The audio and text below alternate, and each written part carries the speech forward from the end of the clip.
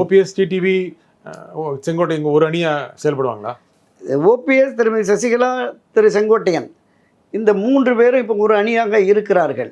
இவர்கள் 3 பேரும் ஒன்றிணைந்து இந்த வலிமை மிக்க ஒருங்கிணைந்த அதிமுகவை உருவாக்குவதற்கான முயற்சியில் ஈடுபடுகிறார்கள்.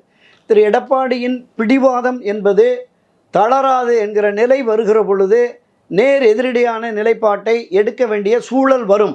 ஒருவேளை பாரதிய ஜனதா கட்சி நான் குறிப்பிட்டது மாதிரி திமுகவை ஆட்சியிலிருந்து அகற்ற வேண்டும் என்று உண்மையிலேயே கருதுமேயானால் இந்த ஒருங்கிணைப்புக்கு மீண்டும் ஒரு அழுத்தம் கொடுக்கும். பீகார் தேர்தல் முடிஞ்ச உடனே மரியாதைக்குரிய அமித்ஷா வந்து 4 நாள் இங்கே உட்காந்து ஏதாவது ஒன்று பண்ணி ஒரு வடிவத்தை கொடுப்பார். இல்லைங்க, திரு செங்கோட்டனை பாஜக, டெல்லி பாஜக கைவிட்டுருச்சு. கைவிடலை சார், பேசிகிட்டு இருக்காங்க. யார் கைவிட்டது?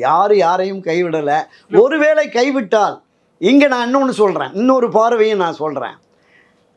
திரு செங்கோட்டையன், திரு ஓபிஎஸ், திருமதி சசிகலா, இந்த 3வரும் இணைந்து இன்னொரு காலக்கெடுவை கொடுத்து திரு எடப்பாடி பழனிசாமி ஒப்புக்கொள்ளாவிட்டால் எடப்பாடியை நாங்கள் நீக்கிவிட்டு ஒருங்கிணைந்த அதிமுகவை உருவாக்கி இருக்கிறோம் என்று இவர்கள் ஒரு முடிவை எடுத்து அந்த ஒன்றிணைந்த அதிமுகவோடு அமமுகவையும் இணைத்து இதுதான் அதிமுக என்று தாவேகா திரு விஜயோடு கூட்டணி வைத்து டிஎம்கே வெர்சஸ் டிவிகேன்னு சொன்னார்ல, அப்படி ஒரு வலிமையான கூட்டணியை உருவாக்குவதற்கான முயற்சியை கூட அவர்கள் மேற்கொள்ளலாம் அப்படிங்கிற மாதிரியான ஒரு பார்வை இருக்குது.